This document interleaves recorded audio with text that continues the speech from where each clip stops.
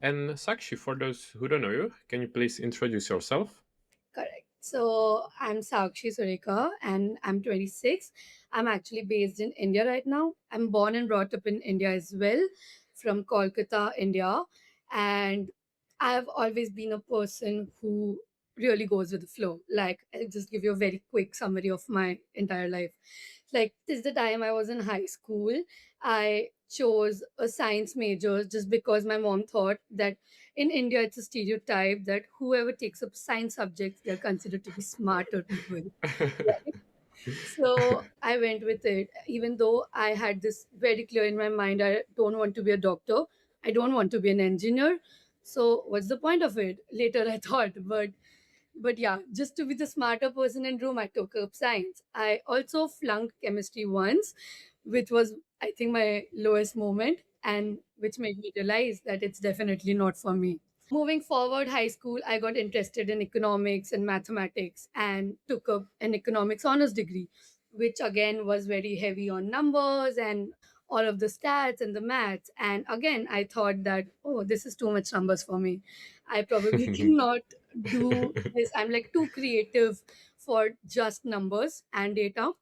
So I thought, why not put my hands on marketing? And I think that was the time when I decided, oh, I'll move to the UK, pursue a master's degree in marketing and analytics, which I thought would be the perfect sweet spot for my creative mind and for my data skills. So that was it. I think that was the moment which was a very big shift and very life changing for me, because I was a 22-year-old who has never lived out of her home. Like, I've always been at home, not even in any other city in India for that matter. So I was a 22-year-old who was moving to a completely new country, completely new people, knowing nobody at all, with just three suitcases for that matter. And I had like no expectations what I could expect, how will I feel, will I enjoy it, not enjoy it, nothing.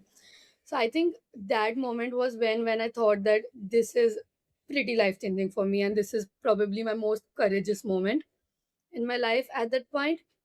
But I'll tell you, once I moved to UK, I think UK is a country which just made me fall in love with itself. And Happy I to hear that. yeah, so I came here to do my master's where I studied MSc Consumer Analytics and Marketing Strategy, and it was from University of Leeds. I think that 1 year was amazing time of my life, because you are a student, you are partying, you are juggling a part-time job. It's like in the movies, isn't it? Exactly. It's that but you are also curious, and you're also excited to explore a new country. You also want to travel, but you are on a limited budget because you literally don't have money. So I thought, this is not cutting out for me. I need to take up a part-time job, right? So as soon as I moved to UK in September or October 2022, I took up a job at McDonald's in December. Mhm. And Yeah. oh boy, that was life changing. So, like doing night shifts from 10 p.m. to 6 a.m. in the morning, or sometimes morning shifts from 6 a.m. in the morning to 2 p.m. in the afternoon. I think it was all haywire, like everywhere. I was juggling my dissertation, my uni, my part-time job, and then when 6 months passed by, and then again looking for a job, looking for a full-time job. So it was all very crazy.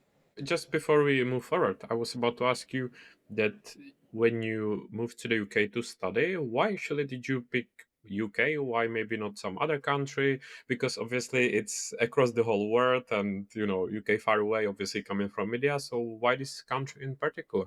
So, I mean, to be honest, when I started my research and everything, I had very specific vision in my mind in terms of what kind of course I want to do.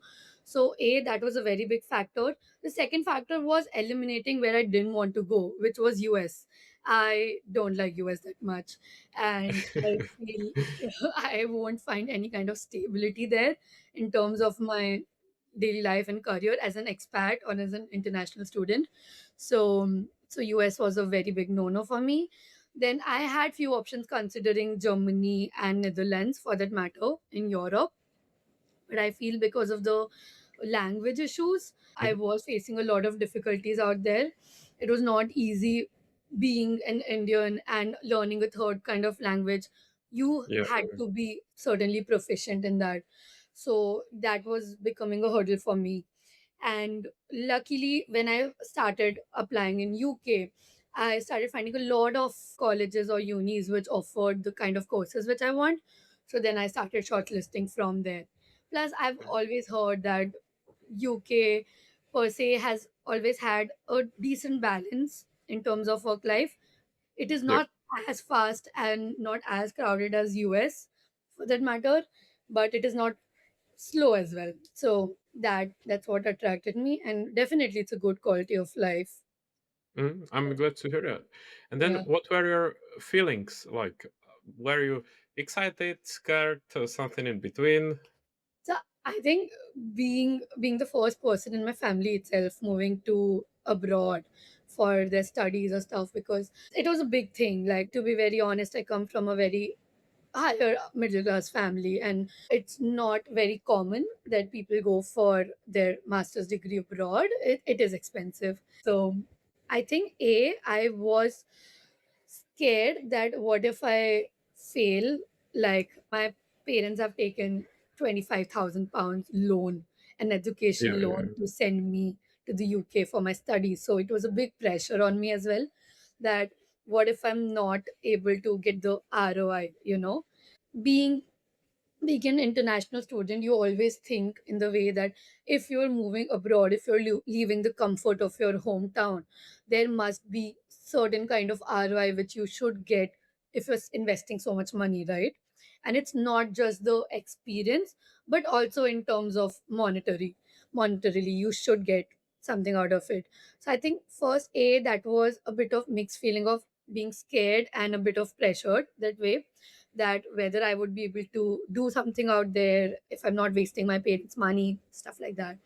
And second, I was definitely very, very excited because I love traveling that way. Like, I love seeing new places. And till then, I didn't get an opportunity to do that because it was just after COVID, I guess. 2022 was just post COVID. yeah, So yeah. after a very, very long time, we are getting a chance to like move itself. So that was one thing. So definitely very excited. Like, I was so excited that the very first day I landed in the UK, I have not even got my student accommodation and everything, and I went out to explore, let alone Yeah. buying the utilities and the stuff which I would need to like settle my house. I just went to explore. Yeah, I'm happy to hear that. And do you remember like what were your classmates like? If, for example, there were other people from India as well, or if it was more European, or I don't know, the global as well. What was it like? So in University of Leeds, particularly, I think apart from Indians, there were a lot of Southeast Asians, like everyone from Singapore, China, Japan, and it's very funny that in my master's degree, there were only three people who were from UK itself. They were British. Yeah, yeah.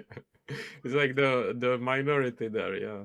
Yeah, it's very funny that me being in England, there are only three English people in my batch, and it was 150 people batch. You can imagine. Oh So wow, yeah, yeah, yeah, yeah. Yeah. But it's cool that you still have. It's similar to LinkedIn because you've got connection like literally all around the world. You yeah. never know from where. It's like that country, which makes it pretty cool. Yeah, exactly. And I mean, that's what I'm talking about, right? Like, once I moved to UK, I was exposed to like so much more. Like, I was not just constrained to people who are like me, but like literally anywhere, everyone from different kind of places. So that's what I was saying earlier, that when I used to work at McDonald's, I think that was a very big changing experience for me, because I used to communicate with people from all over the world every day on an everyday basis. So that was a very big learning lesson for me, that how do you actually communicate with people.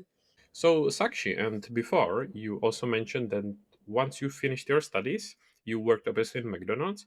But what was it like for you thinking about your career? Because I remember, like when you're finishing, it's not as easy as people think, because like once you finish, it doesn't work that way, that industry is waiting for you to work for them. So were you someone who was planning, or did you neglect it, or what was it like for you actually? So I think this is one topic I have very extensively talked about on my LinkedIn as well. Like, first of all, it was not easy at all as it looks from outside, that I'm working 20 hours a week just to pay my rent, then I'm working for my dissertation or my grades for that matter, and 7 months post university I'm also intention of looking for a full-time job. And it is, and to be honest, it gets very difficult as a fresher when you don't have a lot of past experience to justify in the industry. How can you justify your McDonald's experience, that how should that get you a job, right? That Yeah. just doesn't make sense. So I think that was my biggest concern at this point, that how would I navigate looking for a full-time job along with McDonald's and along with my studies for that matter. But I think through navigating that, I realized that even though McDonald's is not a direct relation to my career or what kind of marketing job I was looking for, it still really helped me grow a lot in terms of communication. So, as marketing and advertising is a field which requires you to communicate constantly with people, it was very big factor in my personality development, I would say. So, as confidently, probably as I'm talking to you right now, if you've asked me 2 years back or 3 years back, I wouldn't have. Like, I was very shy talking to people in general. Like, but McDonald's was one reason which took me out of my shell, because I had no option there, right? So when you're pushed into the deep side of the pool, you have no option but to swim, even if you don't know how to swim, right? So I think that was one of the factors that I learned so much, that how to actually communicate with people, how to actually understand what they're feeling. Probably they're angry, probably they're not satisfied with you, but how to actually handle those kind of situations. So I would never discredit my that kind of experience, because that shaped me as a person, which probably my university modules or taking up a job didn't shape me in that way. So that was a very big factor for me. But along with that, looking for a full-time job and finding a relevant career was big stress for me. And there came a point where it was almost 1 year I've completed my graduation and I was still not able to find a job, because the market was so bad and so competitive. And being an international student was probably an added disadvantage for me that way, because companies were always stressed that they have to pay extra amount to give me sponsorship or stuff like that. And with the existing stress which I had, that I need to obtain a visa to stay in the UK and work in the UK, which I had no certainty about. Like, I could be kicked out in a year, or I have no idea what will happen. So that was like a hanging sword on my head, that I need to get a job anyhow. But so that was happening, and I was working at McDonald's, and now it started taking a toll on me, because I was not able to secure a job which was relevant to my field. And it was already a year I was working at McDonald's. And as you know, it's not easy. It's hectic shifts. It was taking a toll on my physical health, my mental health. Like, it is very funny, but during working at McDonald's, I gained 12 kgs of weight. And because I Yeah. was constantly eating those meals there, and the sleep McFlurry every day. flurry, I was making them and I was literally eating them, which Yeah. helped. But I never realized that having a bad physical health was affecting me mentally as well. Yeah, that's a good So, point. so I think I 1 year down. Sorry to interrupt, but I like what you said before, like working in McDonald's, because people can say, okay, it's McDonald's, it's easy job and this and that. But although I haven't worked in McDonald's, but during my studies I worked in a pub, which is similar, like doing Yeah, customer service, and you deal with all kinds of people, whether it's people the way they behave or different nationalities. So there are like communication barriers, and you never know what it's like. You never know who you are going to serve. So I can relate to what you said, that although it was just like a pub work, but still it was something that gives you such skills and experience of communicating, dealing with people, customer service, and everything that I also found it very helpful in my career and just learning how to communicate and deal with people. Yeah. So glad that you relate to that, because a lot of times I feel people undermine saying that customer service roles, or when you're working at probably a cafe or at a bar or at a pub, something like that, that's easy, and maybe it's like easy money for you, that you people could say that you're getting tipped and stuff like that, and you're probably working 20 to 25 hours a week. But you know that how much hard work goes behind that, because you're not sitting for a minute, right? You're probably doing shifts 10-hour longs where you're standing all day long. You're not sleeping at night. Yeah. And it's also very different if on top of it you are also a student who needs to go to uni, needs to do dissertation and all stuff around. So it's not just work, it's also actually being a student. So it's much more difficult. So I'm glad Yeah. that you talk about it because it's not as easy as people think, honestly. Yeah, yeah. I mean, and I always like to talk actively about it, because I really have respect for people who can juggle this much.